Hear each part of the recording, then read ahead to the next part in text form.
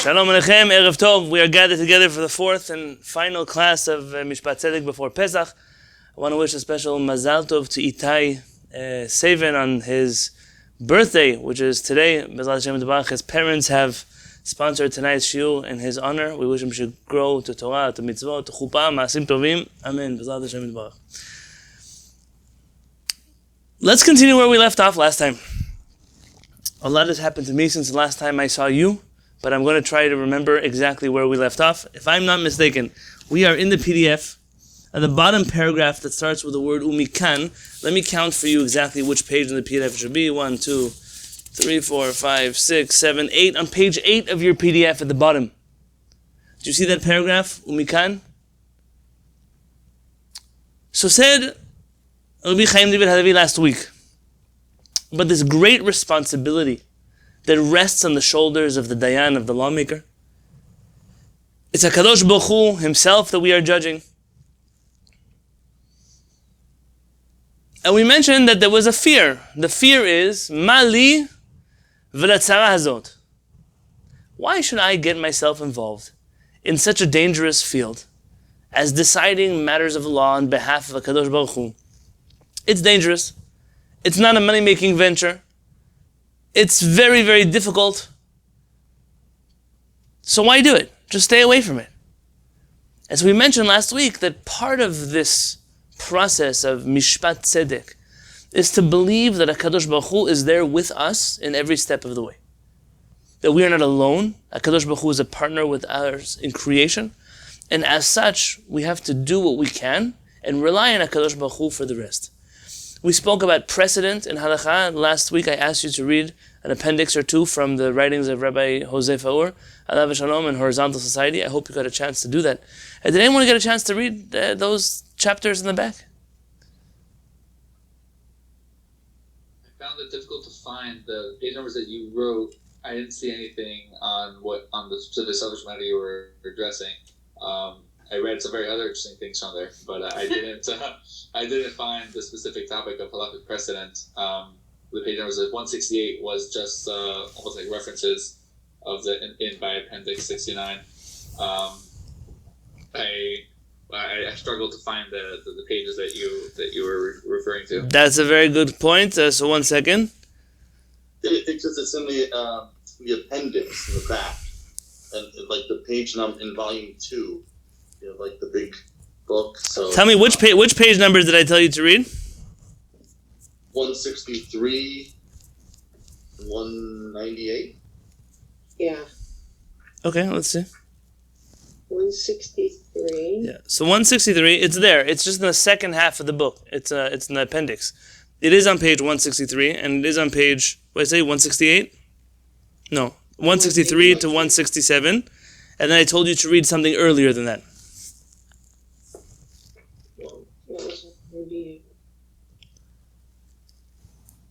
It's not a big deal. If you didn't get a chance to read it now, you'll get a chance to read it for next year. Look, make sure that you're looking at the right half of the book. This book has 2 volumes in it, and the back part, the numbers start all over again. So make sure you look in the right place, and then you will find those articles. Anyone who did read it, anything interesting that you picked up on in reading those writings? I thought it was interesting that he was basically saying you can't just buy the book. You can't just read the codes and you're done with it. Like, you have to understand the person's situation. You ever hear that sentence? I'm just reading to you what it says here. Yeah, it's always this attitude of, I'm just reading to you. You know, if that was so easy, if Torah was just read it in a book, then we just read the book and go home. Like, there's nothing else we need to do here. But so much of what is important here is to understand every single case and every scenario and everything that we're dealing with.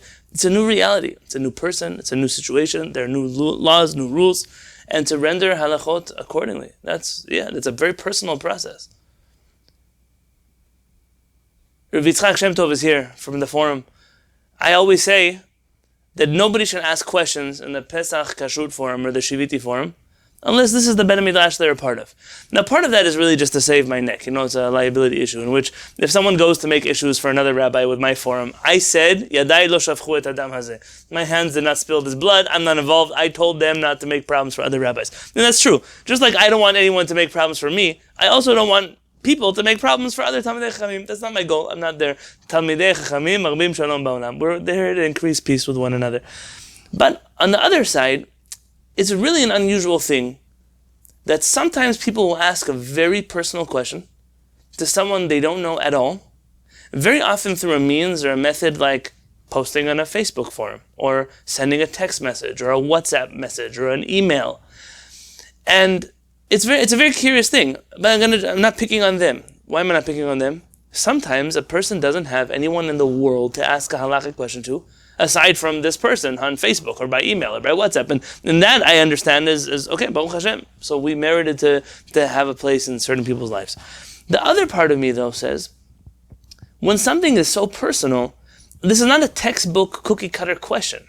This is the kind of question that requires the person answering the question to know intimate details about my life, the way that I think, maybe my shlom bayit, how things are at home, maybe my children, who they are, medical issues, personal issues, my financial abilities. There are all kinds of factors that go in. It doesn't mean there are different halachot, but it's the application of halacha which is so sensitive that we cannot just delegate it to a book.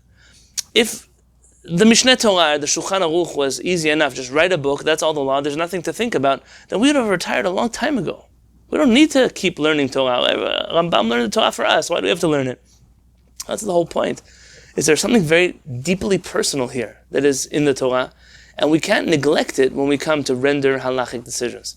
And I think that whenever we find in Am Yisrael something that gets too big, and therefore personal relationships deteriorate, you find that halakha, in its personal touch, deteriorates also. What am I thinking of? It used to be Talmidei Chachamim. You had a community, you had a few people that you knew, a few families. Suddenly the world got big. All of a sudden you can find yourself being the grand rabbi of 800,000 people. I don't know, you're the chief rabbi of a whole country. All of a sudden, there are thousands of people you're supposed to answer questions for who you don't even know their names.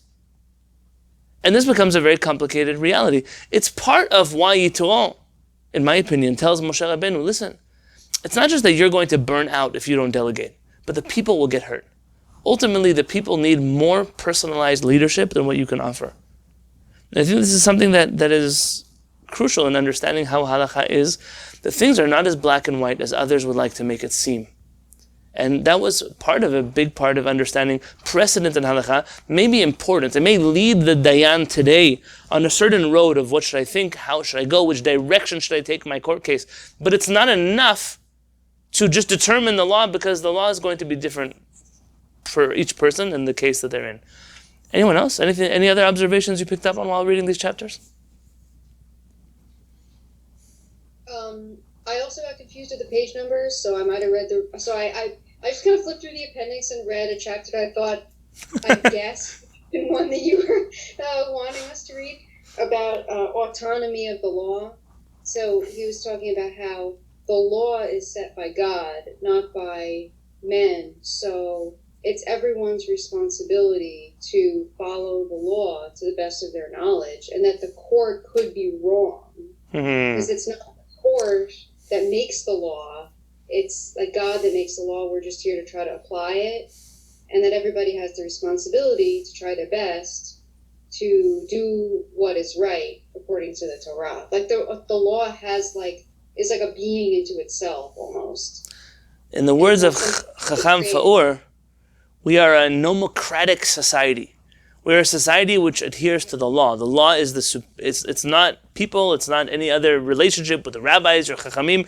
The law is superior. Everyone must follow the law, including those who are lawmakers of the law.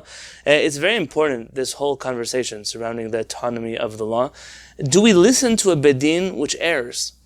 There's a fascinating, I know the common Torah that is taught is, yeah, sure, if the Beddin tells you something is wrong, you got to do what they tell you. That's the psak they told you. You hear this matter of relying on people a lot. The Talmud Yerushalmi is quite clear that if the Beddin renders a decision in error, they tell you, al yamin shehu semon, val semon shehu yamin, that right is left and left is right, meaning you have a way to determine that they're wrong, that you're not allowed to follow them. It is forbidden for a person to follow something that is incorrect. Now, what defines incorrect or not? This is a fascinating conversation. It's actually not where I wanted to go with this, but it's very important for me that you saw that the lawmaker also has autonomy from the evidence in the case, from the details that are brought in the case, to render a decision that, in the opinion of the lawmaker, is the most just and ethical outcome of law. And this is something that is not, it's not an exemption. It's not some kind of, loose end. We let the judges do whatever they want. To the contrary, it's a great liability. It would be much easier to say, the Shulchan Aruch says, that's the end of the day. But it's not how it works. We must personalize these decisions and reach logical conclusions in the mind of each and every dayan. So, if you didn't get a chance to read these chapters, I'm going to leave them up in the Google Classroom. Please get a chance to and by the way, that book, Horizontal Society of Chacham Fa'or, it doesn't really matter which page number you're going to open it up to. You're always going to find something in that book that you should be knowing. So really, you could just play Russian roulette and flip around the book and whatever you find. Now, it's probably better to read the book from beginning to end, but in general, anything you find there is going to be good for you to know. B'ezrat Hashem. Let's continue. On the bottom of page 8, Umikan. And from here, we can understand Kol otam livtei nefesh.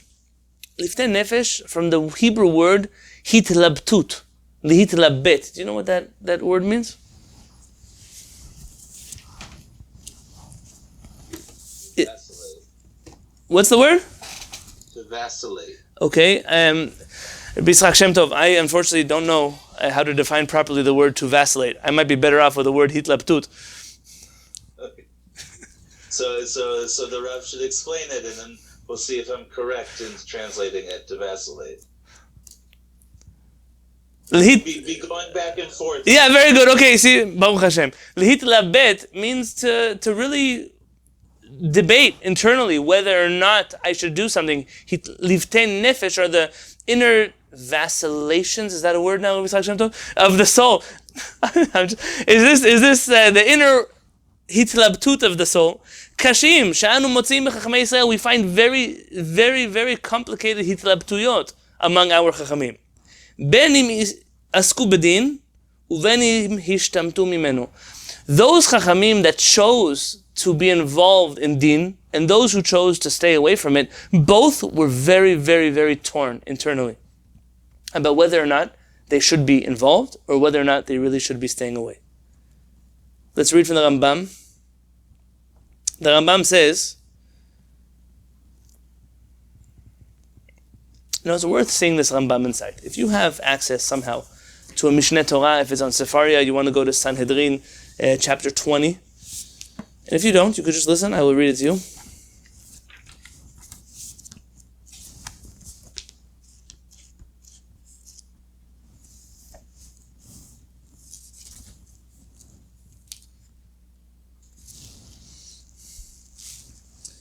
The Rambam says,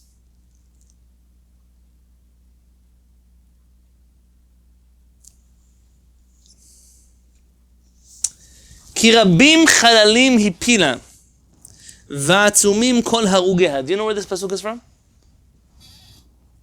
It's from Mishlei. Let's translate it. Ki rabim chalalim hipila. She has caused many corpses to die in battle. Va'atzumim kol harugeha. And her killed ones are numerous. Her kill count is numerous. Anyone familiar with what Shlomo HaMelech is talking about here? What the context of Mishlei is here? At that point, Shlomo HaMelech in Mishlei chapter 7 is talking about the seduction of, I'm going to use an art scroll word, the innkeeper of the night, who's seducing someone away from the proper path, and he's using it about in general, other desires, other wants, that the desires of people have caused much devastation, wreaked havoc in people's lives. Chachamim interpret this pasuk a little differently.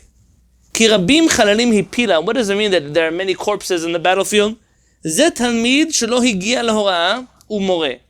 This is a student who has not reached the level of ruling halakha, but they choose to rule halakha anyways.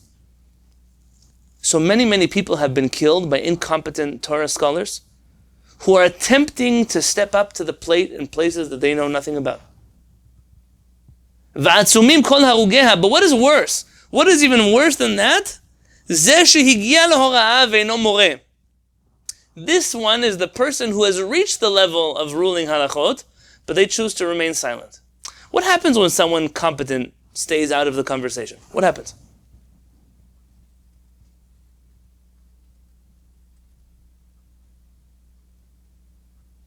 He allows non-competent people. He allows incompetent people to step in.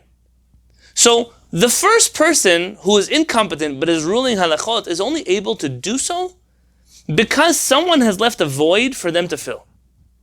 The responsibility of that void that is being filled is on the fault of those who should be teaching Torah. They should be ruling halachot, but they're not doing so. Why? Out of humility, out of a fear of getting involved in matters they don't want to get involved in.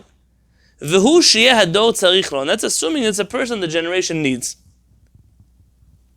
Aval im yada, but if a person knows sheyeh sham ra'ui lehora'ah, that there is someone in the generation who really knows how to rule halachot, u'mana atzmo min hahora'ah, and he's decided to stay away from ruling halachot.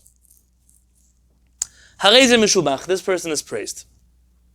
V'chol hamonea atzmo min hadin, and anyone who stays away from rendering judgment, monea mimeno, saves himself eva, hatred, v'gazel, and stealing, u'shvuat shav, and all kinds of false oaths.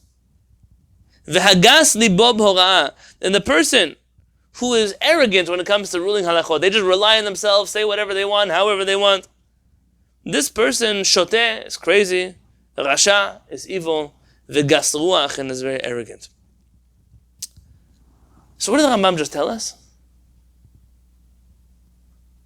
The Rambam told us there are two types of people that are both guilty of causing problematic ruling of judgment in the Jewish people. Those who shouldn't be ruling halakha, and they are, and the world is full, Baruch Hashem, of such people. And those who should be ruling halachot, but they are silent because they're afraid, because they are humble. Unfortunately, the world is full of many such people also. People who really could step up to the plate, but they don't. They don't because of all kinds of other calculations. Says the Rambam, though, if a person really knows that there is someone else doing the job properly, then they don't have to get involved. I want to tell you a story. It's a Hasidic story. I hope you allow me to share Hasidic stories at Shiviti, New York. I'm sure you know that the first Lubavitcher Rebbe of blessed memory, Rabbi Shneur Zalman of Liadi, was somehow related in some way, or maybe connected, to a Hasidic Rebbe by the name of Rabbi Levi Yitzchak of Berdichev. It's famous. If you open up the Chabad Sidur, you will see that on Friday night, like us, they have the paragraph there, V'shamu b'nei Yisrael et Shabbat. The Jewish people should keep the Shabbat. It's a part we say there before the Amidah. Chabad has it in the Sidur, but they don't say it. I once started verifying, why is it there if you're not going to say it? So I heard, if it's true, I don't know. I don't know if most Hasidic stories are true. But I heard that once there was a conversation between the first Lubavitcher Rebbe who was writing this Sidur and Rabbi Levi Yitzchak of Berdichev. And he wanted him to include this chapter of V'shamu b'nei Yisrael et Shabbat in his Sidur. And he said, no, I don't believe that you should say it on Friday night. But you don't understand. When people say this prayer on Friday night, all of the angels of heaven are parading together. They're out in the streets parading.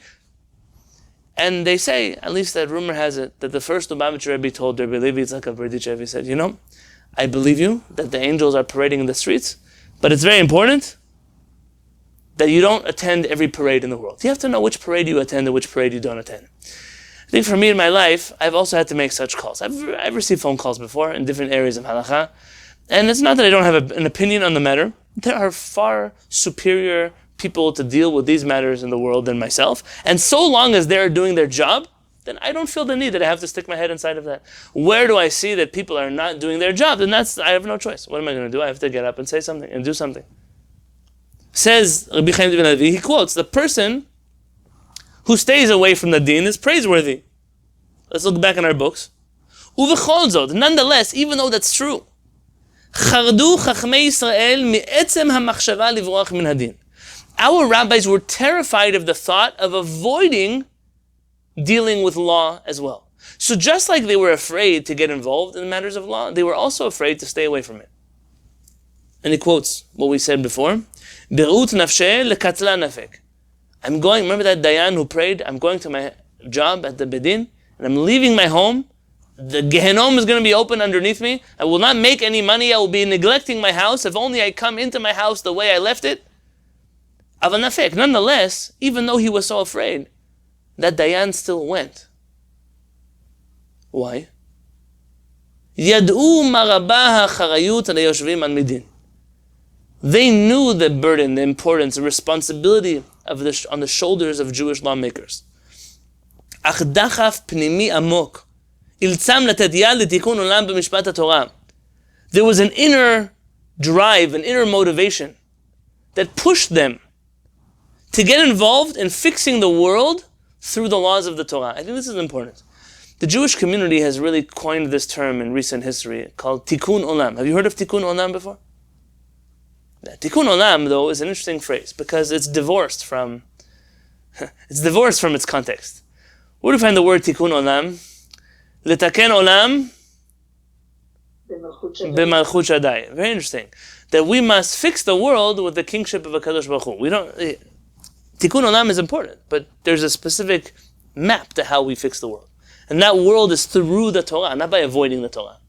If we say, I'm going to involve myself in Tikkun olam, but what do you mean when you say Tikkun olam? Because we're using a word, a phrase, but likely we don't mean the same thing. This Dayan, as much as they are hesitant to enter the realm of Din, at the same time, they know they can't avoid it because the world requires it to be a better place. And even those who overcame themselves, and they managed to stay away from getting involved in matters of Din, they always carried around a very, very severe guilty conscience. And this is what it says in Midrash Tanchuma, Mishpatim. Maaseh b'Rabbi Ami. There's a story about Rabbi Ami. When he was preparing himself to leave the world, meaning he was on his deathbed, his sister's son came to visit him. His sister's son is his nephew. His nephew came to visit him. He found him crying. My rabbi, why are you crying? Is there any Torah that you did not study or you did not teach me? What are you regretting?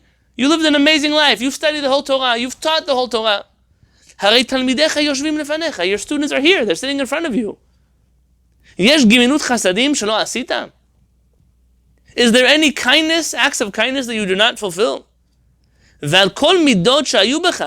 of all the great character traits that you had, one of your crowning character traits,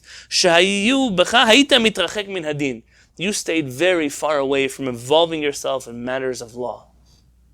And you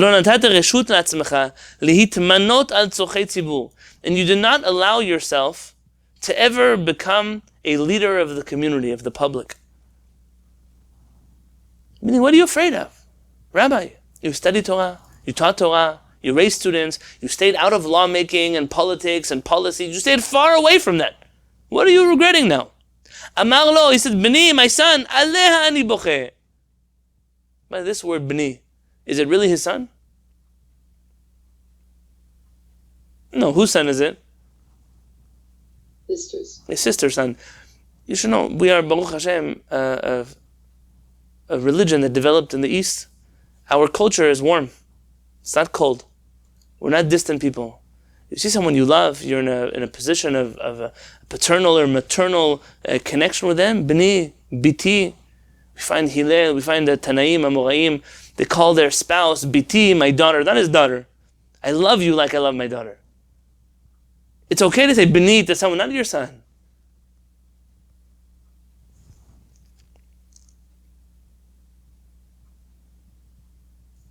You know, the Pele Yoetz, he says that in today's world, he was very upset when he heard people using last names. Forgive me that if I ever offend you by not using your last name. I try as much as possible not to use people's last names. You have a real name. Your name is your name. The fact that you were born with the last name, I don't know. Okay, so your parents also have a name. You go to some places, they say, oh, Halevy is going to go with Goldberger. Halevy, Goldberger. Which Halevy? Which Goldberger? I'm a human being. I'm a person. I have a name. People go, Rabbi Halevy. I'm not Rabbi Halevy. I'm Yonatan. That's my name. You want to call a title, Yonatan, fine. Whatever title you want to use. But I am Yonatan. I'm also a Levi. It's true I'm a Levi. I'm a lot of things. But you have a name. The old Chachamim that I remember from yesterday, Harav Katzin, look, watch, listen to my tongue. This is like, Hakol Kol Yaakov, Vayadayim B'dei Esav, the voice is the voice of Yaakov, but the hands are of Esav. Here it's the opposite. Harav Katzin, Harav Peretz, Harav Shushan, who I learned by all of them. So we call them Harav Peretz, Harav Katzin, Harav Shushan, because that's what society told us is how you respect a person. Title, a last name. But between themselves, they would never, it's Rabbi Shlomo, Rabbi Yaakov, Rabbi Yosef. In our Beradin, yeah, Rabbi Moshe ben Zaken, Rabbi Yosef Zarnegia. But between ourselves, Rabbi Yonatan, Rabbi Moshe, Rabbi Yosef, it used to be that way with everybody. To people, I hear people call their grandparents Bobby Cohen, Safta Goldberg. What? It's your grandmother. She has a name. Say their name. Don't be afraid. We are in a warm culture. We are a warm people. We love each other. It's okay. We respect each other. That's why we use title. That's why we speak respectfully. But it's okay to be kind to each other. I know I live in a world that I see little things that you may think it's not important, but it's important. To break down some of the barriers of distance between human beings would not be a bad thing. I'm not saying to get rid of respect, but those barriers. Amar lo b'ni, said my son, Aleha ani boche. That's exactly what I'm crying over. Shema eten din v'cheshbon. Maybe I will be judged in front of HaKadosh Baruch Hu. Al shehayiti yachol la'asod dinehem shel Yisrael. That I could have done the judgments of the Jewish people, but I chose to stay away from it. So you find here even a Chacham who has made a conscious decision to stay away from policy, from national law, from rendering halachic decisions, because he knew that was the best course of action to avoid all kinds of problems. Like the Rambam said, you save yourself from hatred of other people, you save yourself from stealing from other people, you save yourself from all of those things. But on the flip side, he left this world crying because maybe I neglected my responsibility towards the Jewish people. To step up to the plate, I didn't want to. I stepped away from the plate and I regret that I did. Those who involved themselves felt the other way. That Dayan who went to go to the Bedin said, I regret that I'm doing this. I can't believe I'm still doing it. Why all of this hitlaptut livte nefesh? Why? Because of the tremendous responsibility that rests on our shoulders. Whenever we are dealing with something that affects people and their lives and society and our nation, you're dealing with things that are so profound, they're life-changing, they can make or break someone else's life. The person who jumps and wants to get involved, the person who's so eager to pass legislation over other people, over other people's bodies, over other people's religious habits, over other people's lives, whatever it is, you have to wonder, why is this person so eager to control other people's lives? When I see the hesitancy, that even though they are hesitant, they choose to step up to the plate because someone must lead us. Fine. We find this in a micro level. Anyone know which halakha I'm talking about? That a person who rushes always to lead? Anyone familiar with this halakha? Yeah, very good. What am I talking about? There's halakha that if someone asks you to be shliach tzibur, that you decline once or twice, and then you don't be so eager to just rush over. And I remember in the shiur a while back we discussed this. Very good. So there's a halakha. Our chachamim tell us when they ask, "Do you want to lead a service? Don't run and jump always all the time." No, I'm okay. It looks too greedy when a person always wants to be leading and leading and leading, but also to turn it down too much also is a problem. Our rabbis compare them. One is a person, it's food with too much salt, and one is a food that has no salt. At the end of the day, you need some kind of balance in a person, but don't always jump to the head. Don't always jump to lead. It's a dangerous thing when we see people that don't see responsibility or the weight or the burden of leading, whether it's something so tiny like leading mincha or something major like leading the whole nation. We expect that a person will have livte nefesh, internal dilemma, internal debate as to whether or not this is the right thing that I should be doing. I'll tell you that in the Sephardic world, this may be a little bit less of a problem. in my experience, I'm not saying it's true across the world. In my experience, usually in a Sephardic Kehillat, there's one or two, maybe three people that their job is to lead the community in prayer. Not everyone leads the community in prayer. Not everybody reads the Torah. Not everybody. There's a few people. They're chosen because of their character, hopefully, because of their voice most of the time, because of their fluency in reading and the like. And they're the ones that they consistently lead the community. In Morocco, for example, only the Chachamim of the community ever led services. Lay people never led services, because how is a person going to teach the community how to pronounce words properly? How to pause between paragraphs and sentences and words, how to pace their prayers so that everyone can pray at the same time. If you bring a person that they're not a Talmid Chacham, then that becomes problematic. In the years that I've prayed in different Batei Knesset, sometimes I come to Beit Knesset and I find two problems. One is you have this concept of this chiyuv. You know what is a chiyuv? Obligation. They say, do you have a chiyuv? Anyone has a chiyuv? At first I didn't know what everyone's talking about. What's the chiyuv for what? I'm here to pray Arvit. What's the chiyuv? The Rabbanim say, Chachamim tell us that Arvit is a chuvah mid'Rabbanan. It's a rabbinic obligation. So we do have an obligation, but it's only rabbinic. What are you asking? What they mean is anybody here within 30 days or a whole year of their parents or their relatives passing, that they have to lead the services? Why do they have to lead the services? I don't know. Until today, I know what they say. But until today, it's still a mystery for me why. So what do? We replace a perfectly good chazan with some person who doesn't know how to read well, they don't know how to pray well, they don't know how to sing well, they don't know how to pace things well, they rush, they mumble, they bumble, they have... Or sometimes I come to a place and it's all about, we're going to give the wealthy person to lead the tefillah, we're going to give the... And the person gets up there and he croaks like a frog. That's the way that he leads tefillah. Why do I want a person leading the tefillah who sounds like a frog? And it's okay, you don't have to have a good voice. But you also don't sign up then for the package of let me lead the whole room in Avodat Yom HaKippurim of the Kohen Gadol. That person has to, a little bit of humility will take a person a long way. This inner dilemma that we have inside of a Dayan is expected. Some Dayanim will end up ruling halachot, and some will stay away from it. But both of them struggle very much with the position that is before them.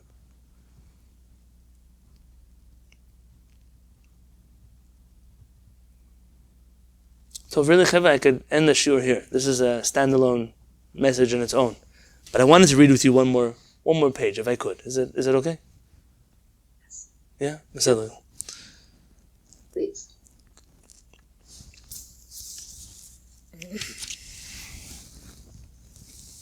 יסוד גדול נוסף בעצם תפקידם של דייני ישראל.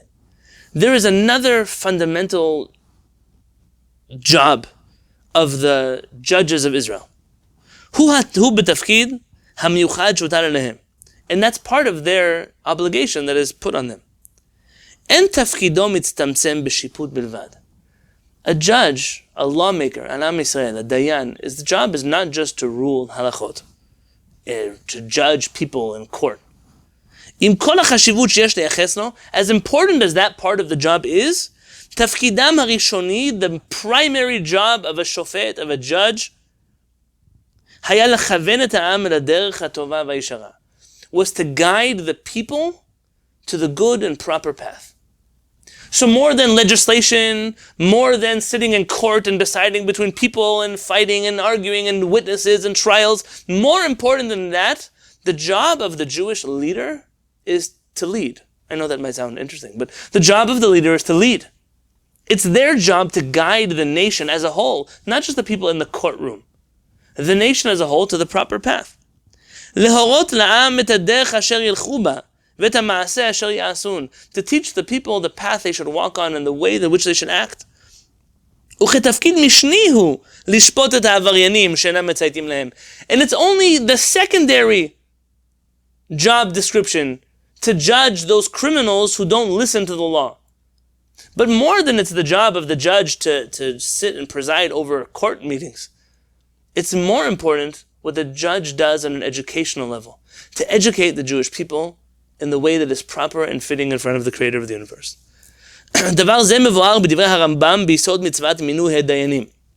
This matter is very clearly articulated in the writings of the Rambam when he mentions the mitzvah of appointing judges over the Jewish people. Here's what the Rambam says. And this is from the Rambam Sefer HaMitzvot, right? It's a standalone book, Sefer HaMitzvot. Mitzvah Kuf Ayin Vav, 176. Hu shetzivanu, HaKadosh Baruch Hu obligated us, lemanot, to appoint, shoftim v'shotrim, judges and officers. I know that the Western mind is not going to like the next word, but let's just do it anyways. Shiachrichu, that will force or coerce the nation, la'asot mitzvot HaTorah, to follow the laws of the Torah. V'yachaziru tanotim midech ha'emet eleha al korcham, and will force the people who strayed from the law to follow the law against their will. It's interesting to me, in a religious context, this offends people very much. Who are you to force me, to coerce me? When you, as I said in the first class, stop thinking about the Jewish people as a religion and think about the Torah as a nation, you don't find it offensive that there are judges and police officers that enforce American law. It may bother you when you get a ticket in your car. It may upset you that certain laws exist. But the fact that there are people whose job is to coerce people to follow the law, it doesn't scare you outside of a religious context. I'm asking you, when you read these words, to read them as the Torah equals national law, not Torah equals religious law. It's not Shabbat, it's not Kashrut, it's national law. Veitzavu lasot tov. And they are obligated to teach people to do good. V'chazru mehara, and to stay away from bad. V'yamidu hagdarim al haover, ad shelo yu mitzvot haTorah v'azharoteha nedonos lefi emunot kol ish v'ish. And they have to make sure that the halakha is so clear, that the law is so articulate, that it doesn't become a free-for-all, that everyone determines for themselves what is Jewish law and what is not Jewish law. This couldn't come in better timing than the week before Pesach. I have to just be very honest with you, right? It couldn't come in better timing. But before I talk about that last part of the sentence, just that word, lasot tov, tov. If you look up in Rav Kapach's edition of the mitzvot, so Rav Kapach retranslated all of the Rambam's Arabic writings into proper Hebrew. Unfortunately, some of those who translated before him were not all experts in Arabic the way he was. Rav Kapach has a note on that one word.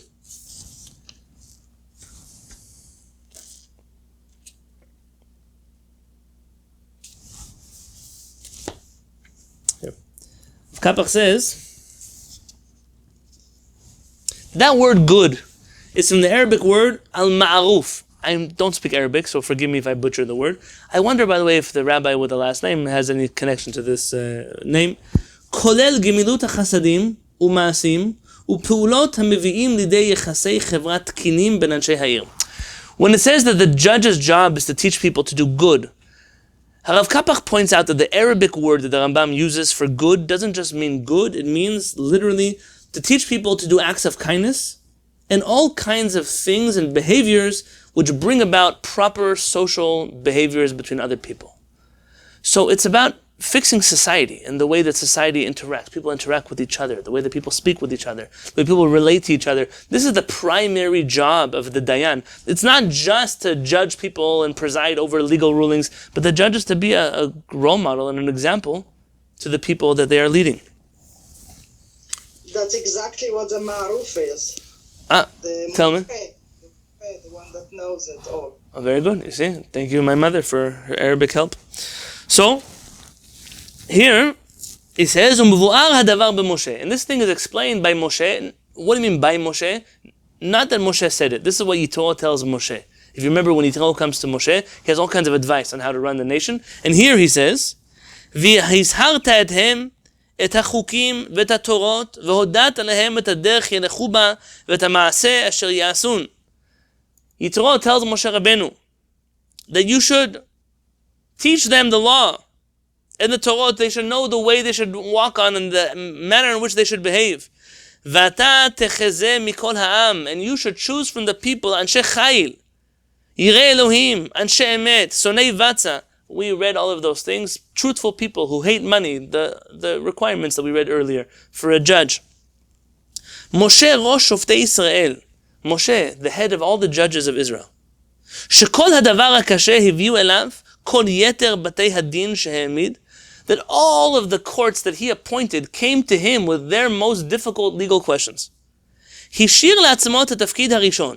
He kept for himself the first job. What was the first job? The primary job? להורות לעם את חוקי התורה. To teach the nation the laws of the Torah. He was willing to delegate the part of judging over people, presiding over court cases. But Moshe Rabbeinu was not willing to delegate the part in which someone has to teach the Torah responsibly to the Jewish people. That's his primary purpose. נוסף על תפקידו השיפוטי כראש הסנהדרין. ומשה במקום 71 קאי. Moshe Rabbeinu, our rabbis tell us in regards to giving semicha to the elders of Israel, if you're familiar with that sugya in Sanhedrin, it says that Moshe Rabbeinu, he was equal to all 71 members of the Sanhedrin, he himself. ופירש Rashi explains, לפי שהיה משה ראש להם ושקול ככולם. Moshe was the leader of all of them, and therefore he carried the weight of all of them. ומכאן, and from here, נלמד דייני ישראל לדורותיהם. We can learn for all the judges of all the generations of the Jewish people. שתפקידם החשוב ביותר הוא, that their primary purpose, their most important job, הדרכת העם בדרך התורה, is guiding the nation in the way of the Torah. Guiding. Notice the word guiding over and over. Guiding.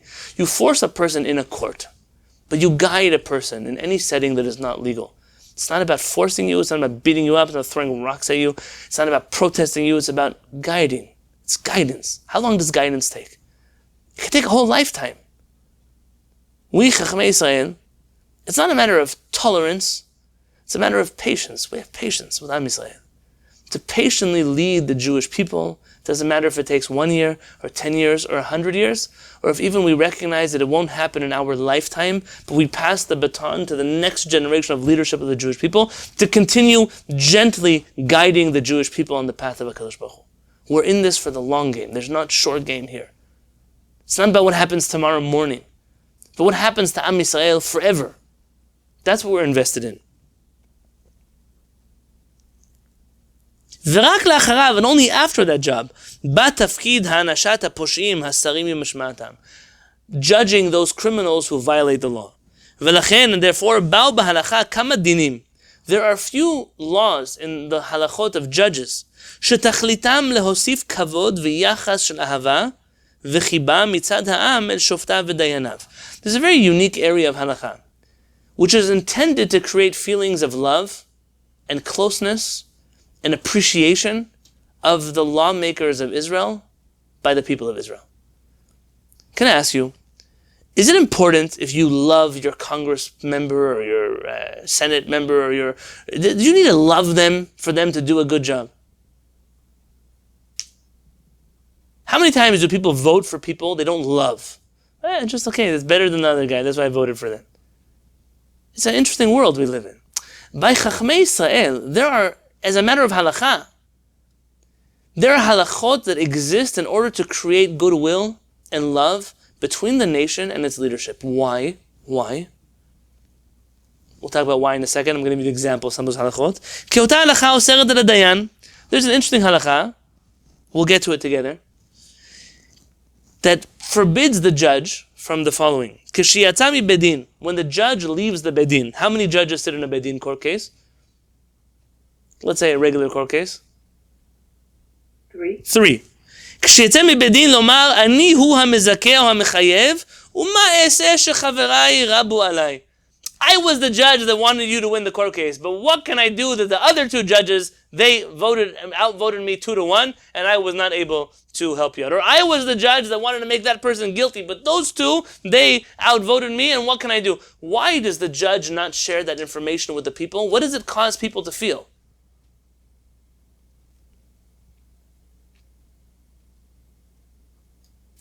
It causes people to feel negatively towards those judges who ruled against me. It becomes very personal, and our Chachamim forbade the judges from sharing that much information of the deliberations that are inside of the Beit Din. ופירשה הרמב"ם בפירוש המשניות. The Rambam explains in his commentary on the Mishnah, listen how beautifully. כדי שיהיו הדיינים אהובים אצל בני אדם. We want the judges to be loved by human beings. ולא ידע אחד מהם מיהו אשר חייב ולא אשר זיכה. We don't want the people to know this is the one that had it out against me, this is the one that had it for me. The judges are trying to reach the truth. And we just want to be in a good relationship with them. We accept the judgment that the court ruled. Why do I now have to know which judge I should hate and which judge I should like? It's not part of this conversation. וכן כתב נימוק זה לאותה הלכה הקובעת שרק הגדול שבדיינים אומר תמיד. The Rambam writes the same exact reason in another halakha. The halakha that says that when announcing the final verdict of judgment, the three judges deliberate. When they finally announce the verdict in court, the law is ish ploni ata chayav, ish ploni ata zakai. This person is guilty, this person is innocent. Who says that? The greatest of the judges, the one who's leading the bedin. Why? Because we don't want each one of the judges to get involved here. It's not personal. It's not a personal matter. A little bit in American law you have this. Can you tell me what I'm thinking about in American law that is similar? Not exactly, but similar. The head juror? Very good. The head juror. Explain. The head juror stands up and reads the verdict. That the 12 of them deliberate. So does the head juror read the verdict or does the judge read the verdict? Where are my lawyers? The head juror is the verdict, but the punishment is the judge. Okay, so I'm going in. I mean, this idea, why don't we just hear the jurors deliberate, listen to them vote? Why don't we do that? That's the whole purpose. But I have to tell you, I, Yonatan Halevi, struggle extremely with the concept of a jury. Why? I know we're taught as Americans that it's the greatest thing in the world because we're judged by a jury of our peers. And hold on, I understand that once upon a time, we were tried in kangaroo courts by the British, not just in America, also in Israel, that anybody they decided to kill, anybody who dissented against the government, everyone just they cut their head off and that was the end of the game. And so this was an idea, it was a safeguard, a protective measure to save us from corrupt judges. I accept. I'm not telling you that the idea is flawed. But in execution, no pun intended, I don't mean the word execution as in execution of this idea, what ends up happening is it's not a professional lawmaker that decides my life. It's 12 random people. Let's be very honest. It's the people that couldn't get out of work. It's the people who couldn't find an excuse to be at a baseball game. It's the people who mamash had nothing else going in their life that ended up, aside from the few of you who really take your jury duty very seriously, I'm not putting you down, but at the end of the day, who's sitting on the jury? Is that really who I want to put my life in their hands? Now, what's the alternative? The alternative is a dayan, like we mentioned. Judges that we trust. And it's never one judge. Remember, it's three. Presumably one has my side, one is arguing the other side, and one of them is trying to come reach the truth in the middle. You can argue that system is not perfect. But I struggle very much with 12 random people who got off of work today deciding my future for me. I struggle. I'm not telling you you have to agree. I struggle with it. כדי שלא ידעו מי חייב ומי זיכה. ולכאורה דיינים שתפקידם מצומצם לשיפוט בלבד. And seemingly, people whose job is all about judging the people, why do they have to care? מפני מה צריכים הם את חיבת העם ואהבתו? I don't need people to love me.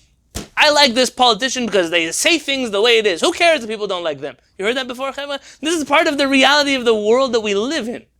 I don't need the person to be loved. I don't need them to be good. I just need them to tell me the way it is. But that's not the way our chachamim look at our lawmakers and our policymakers. The people must love them. The people must feel a kindred, a spirit with them, a connection with them. Why?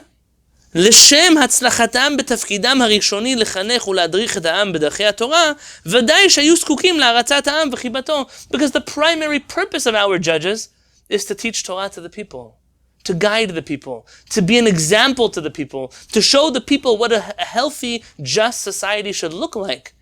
And if I hate you, and I think you're a good for nothing, I will never learn Torah from you. And so yes, you may have a job that requires you to sit in court and determine who lives, who dies, who makes money, who loses money, who goes to prison, who doesn't. That's fine. But your primary purpose is to teach all of us Torah. And how can we learn Torah from somebody that we hate? I've seen it in my life, you should know. I've seen in my life people study Torah from people who are abusive to them. I've seen it before. I've seen children grow up in homes that their religious role models, their parents, were abusive in their observance of religion. And I see all of the tragic devastation that comes out of that kind of relationship. Sure, it is possible to bully people into believing in a Kadosh Baruch Hu, the Torah, following mitzvot. Do you think that creates any type of healthy world? Any type of healthy society? And therefore our Chachamim insisted that our Dayanim have a beautiful relationship with the people that they lead. That one comes to court saying, I trust you, I know you, you care about me, you want the truth. I'm putting my future in your hands because I know that you love me the same way that I love you. This expectation from a Dayan is so far removed from the reality of courts that we know of today in Israel, in America, and in any country you're going to choose. We still have so much to give to the world. Let me finish this paragraph. ולכן, and therefore, נטשטשו התחומים בהלכה בין הדיין לבין הפרנס. You'll notice that in the laws of the Sanhedrin, when we talk about the judges, there starts to be some confusion. Some lines are blurred between the job of a dayan and the job of a parnas. Do you know what a parnas is? Anyone know a textbook definition of a parnas? The community president? Okay, so I sense some Spanish, Portuguese flavor over here. So why is the president of the community called the financial kind of leader, to be sure? Okay, so we use parnas also as parnasa, as type of livelihood connected to money. But originally the word parnas is just a general title for anyone in a leadership position. Yosef was parnas of Mitzrayim. Yeah, very good. Very good. The parnas is a leader. A manager can be called a parnas. It doesn't have to be the supreme leader. Anyone in a position of authority can be referred to as a parnas. A parnas is a communal leader. Not necessarily a dayan, not necessarily, but a parnas definitely has to be in good grace with the community, else how am I supposed to lead the community? So you find when the Rambam teaches us the halachot of dayanim, he mixes some of the rulings for a parnas together with a dayan. Why? Why? ששם באו העשרות בפרשת יחסי הדיין והציבור כפרנסים ודיינים. אף שלכאורה הדבר נראה כמיותר, אבל תפקיד הדיין מישראל בשלמותו היה הולם את השם פרנס, המנהל ומכוון את העם על פי התורה. Because at the end of the day, the judge was a parnas. The judge was the ultimate parnas. The judge was a leader that needed the love of the people, the appreciation of the people, to be able to guide them on the right path. On the path of proper, healthy social norms and behaviors, on the path of following Torah in a healthy and a balanced fashion. And therefore you'll find that these halachot are mixed together. I was going to read these halachot together with you, but instead I'm going to ask you to read them together with yourself. So my homework will be for our next shiur, to please read together the Rambam Laws of Sanhedrin, chapter 25, halachot 1 through 4. You can stop by halakha number 4. And just read in general what Rabbi Haim David Halevy is referring to as the difference between, as the similarities between a judge and a parnas. If you can let me, I think there's one more halakha I wanted to add to that list. Just give me 1 second. I want to add one more halakha and then we will call it a night.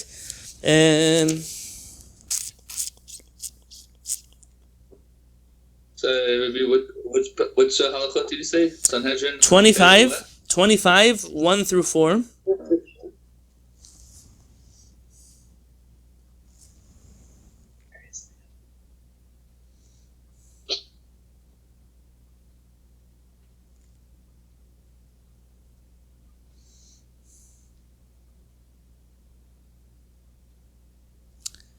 The other halakha I wanted you to see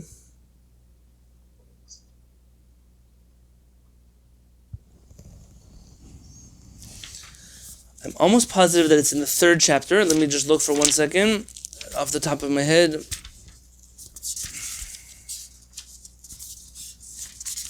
Those people who make YouTube videos out of me flipping pages, that's a good one for you.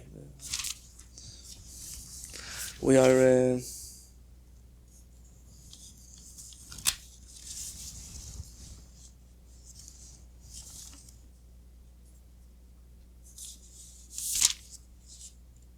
yeah. Look in chapter 3 also, halakha 10. Chapter 3, halakha 10. So I want 25, 1 through 4. and chapter 3, halakha 10, and I will post a link either later tonight or tomorrow, forgive me if it's a little bit late, in the Google Classroom, so you can have a link yourself. You can look in Sefaria, you go to Chabad.org, they all have wonderful Rambams in them. You're welcome to look it up in your own Rambam if you have one at home. But for right now, I want to summarize the shiur and end with this, and that is that the primary purpose of all of our leadership is to guide the nation in the proper way to behave. And I said earlier that I was going to dwell on one point, and that was that when halakha is chaotic, everyone does whatever they want, however they want. And we're seeing that right now. Those of you who are, I'm going to take it somewhere that is so trivial. Today, I merit to live in a generation where water bottles are now chametz for Pesach. I now live in a generation where your toothbrush and your plunger for your toilet need to have kosher certification for Passover. I live in a generation where people put plastic lining in their shopping carts when they shop for fruits and vegetables so that chametz doesn't touch their fruits and vegetables. I live in a generation, I live in a generation where I've seen rabbis write articles, not embarrassed in the least bit, to tell me how to kasher my teeth or my braces for Pesach. I've seen rabbis give recommendations to people to get metal fillings instead of ceramic fillings in their teeth because of the inability to kasher the ceramic fillings in their teeth. I live in a generation where people put aluminum foil on their countertops because they don't know Hilchot Pesach. I live in a generation where people put socks over their faucets. I live in a generation... I should keep going? I live in a crazy generation, Chevra. I live in a generation where exactly what the Rambam was telling us happened. When leadership involves itself solely in ruling halachot, but not in teaching Torah to the people, then what do you expect is going to happen to the people? The only way to change anything in Am Yisrael is through education. Education, education, education. Educating people is the only way to show what is the truth, what is right. It's not about debating, and you're not going to scream at anybody and change their mind. Right before Pesach, I want to give a shout out to my wife. When my wife met me, I was I'm not very old now, but I was young, upset, Sephardic rabbi who just couldn't understand why nobody sees the light. It was a very difficult reality to be living in. And I have friends like that, and I know people like that, and I don't judge anybody for being that because I was once that. I'm aware of what that feeling is like.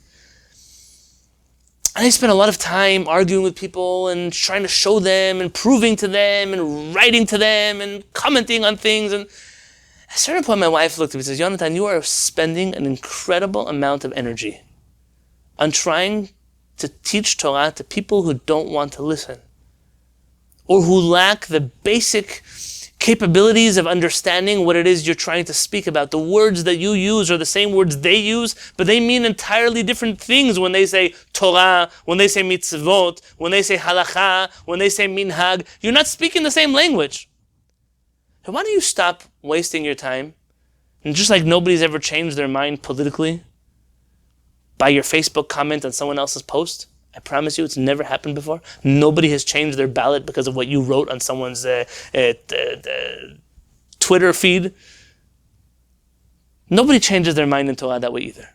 So take all of your energy, all of it, and invest it in the people who want to learn Torah with you. And Chevra, when Rabbi Akiva says to his students, Sheli v'shalachem shelahi, that my Torah and your Torah is her Torah, I genuinely can say that sentence about Rabbi Devar Halevy.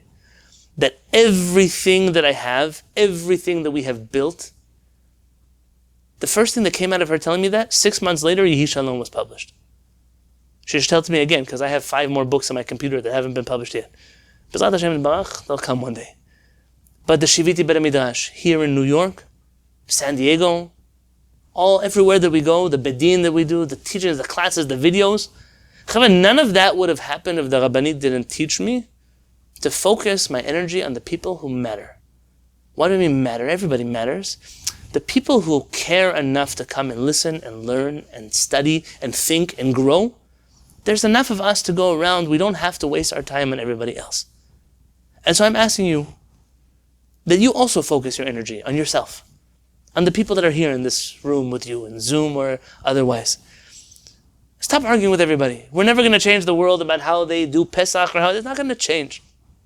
The only thing we can hope for is that by learning Torah properly, by embracing the midot of our Chachamim, kindness, compassion, understanding, not being so judgmental and angry, by incorporating all of that into our life, we can become a lighthouse to the people around us. And those who want to learn Torah properly will find you. Chevra, we have 4,000 people in our Shiviti Pesach forum. We can barely keep up with the questions that come in. If all of Am Yisrael wanted to start learning Torah with us, we'd have to quit. I don't know how we do it. It's like, I'm not sure how we'd pull it off this year. So we're very lucky to have who we have. And I'm grateful to you. I'm grateful for you for creating this space, this environment, where in the last month, we've been able to learn Torah together well, to talk about things that I don't feel comfortable talking about in other places, to speak about subjects and topics, and I hope that now we can begin to understand. Mishpat Tzedek is not about the laws of judges or the laws of a Sanhedrin. It's about how do we shape the Jewish future through education and healthy leadership. And I see every single person here as being a Jewish leader in their own right, as being on the cutting edge of Jewish education and Jewish study of Torah, of values that can enrich not just our lives and the lives of our families, but of our communities, of our people, and inevitably the whole world. I want this world to be a better world for the whole world, for all the people on this earth. As we started off with a quote from Rabbi Cardozo, that the law teaches us to love everything, from the birds, to the animals, to the plants, to the Jews, to the non-Jew, to the citizen, to the stranger, everyone. And so I'm grateful to you, and I'm offering you my blessing. It says in the Chachamim tell us, Al tihi birkat hediot kala beinecha. Do not let the blessings of an ignoramus be light in your eyes. I bless you all that HaKadosh Baruch Hu should reward you for everything that you do in your life, for HaKadosh Baruch Hu, what you've done here for the Shiviti Beit Midrash, the Torah that you learn, the lives that you live. And this year should be a holiday of true freedom. What is freedom? Our rabbis tell us, Al tikre charut an haluchot. Don't say engraved on the tablets, Ela cherut an haluchot. There's freedom through these tablets. A Torah that is freeing, a Torah that is liberating, a Torah that ultimately will bring us back home to Eretz Yisrael. And if anywhere needs healing right now, it's in Eretz Yisrael.